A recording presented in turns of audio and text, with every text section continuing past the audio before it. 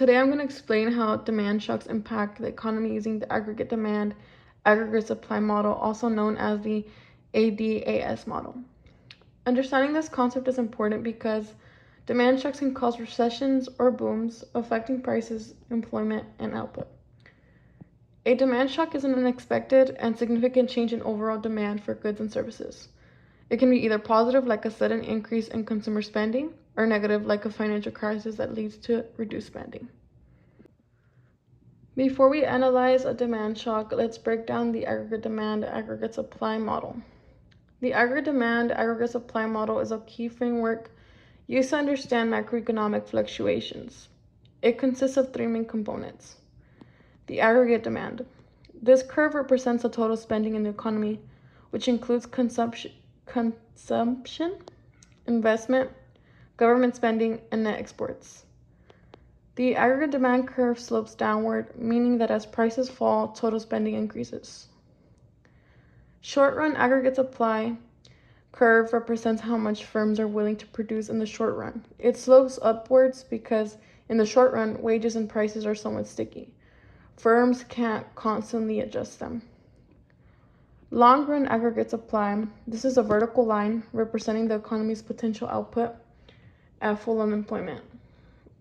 Like the other two curves, LRAS does not depend on price levels because in the long run, the economy is determined by factors like labor, capital, and technology. Now that we understand the key components, let's apply them to analyze how a demand shock affects the economy. Before a demand shock occurs, the economy is in equilibrium, where the aggregate demand curve, the SRAS curve, and the LRAS curve all intersect at the same point. This means the economy is producing at its full employment level with stable prices and output. Now, let's say the economy experiences a negative demand shock, such as the financial crisis. When this happens, businesses and consumers reduce their spending, which causes the aggregate demand curve to shift to the left, as we can see there on the graph. This shift leads to a new short-run equilibrium at a lower output level. Since businesses are producing less, we can see an increase in unemployment and a decrease in the price levels as firms cut costs. In this phase, the economy is not at full employment, and without any adjustments, it would remain in a downturn. However, in the long run, the economy begins to self-correct. Since demand is lower, wages and input prices start to decline. This makes production cheaper for firms, encouraging them to increase output again. As a result, the SRAS curve shifts to the right, moving the economy back towards its long-run equilibrium at full employment output. Notice, while output returns to normal, the price level is now permanently lower than before the shock.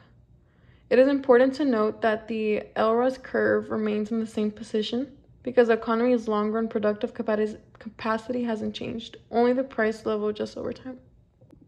To summarize, demand shocks cause temporary disruptions in the economy, but over time, the economy tends to self-correct.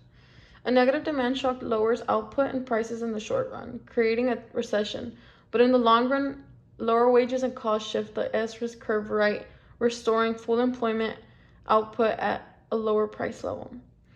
This self-correction mechanism is driven by sticky wages in the short run and flexible wages in the long run, which allow prices and costs to adjust over time. Understanding this process is crucial for policymakers as they may use fiscal and monetary policies to speed up recovery instead of waiting for the economy to self-correct.